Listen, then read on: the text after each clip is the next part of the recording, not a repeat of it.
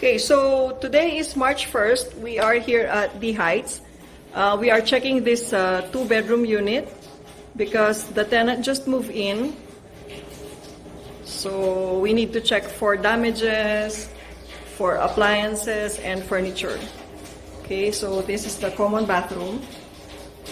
This is your receiving area, your kitchen, all the essentials, fridge, microwave, your stove,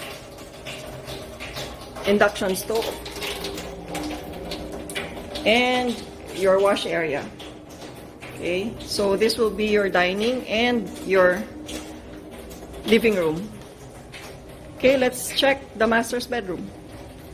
So the master's bedroom is more spacious than the other room. We will remove these covers later when it's time to clean. So we are checking the unit once again for damages or if we need to repair anything.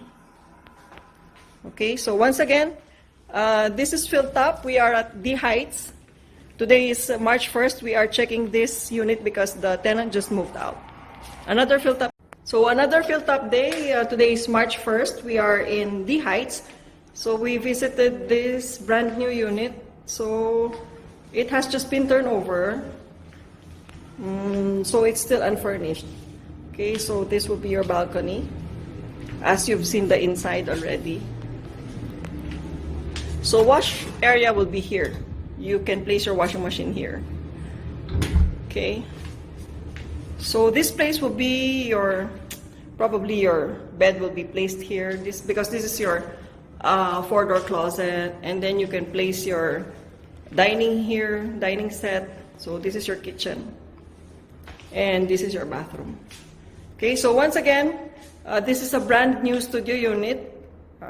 Today is March 1st, another... Hello everyone, this is 필탑 Real Estate, checking on iPark 1, Unit 301, here in Parkview Villages. And this building has, or this unit is a two-bedroom unit.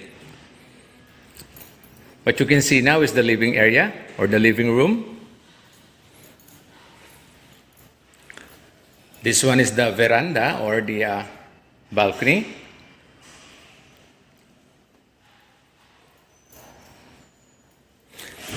This part of the house is the kitchen, the dining area.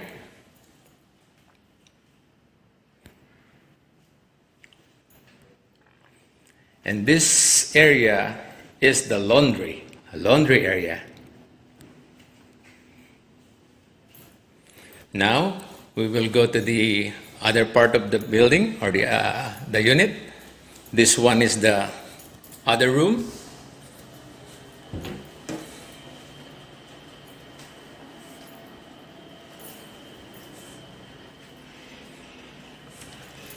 And then just outside of it, it's the bathroom.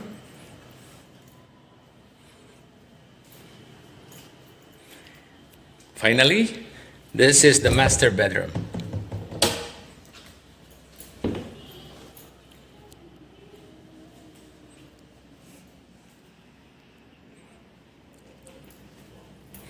And this one is the master's bedroom bathroom.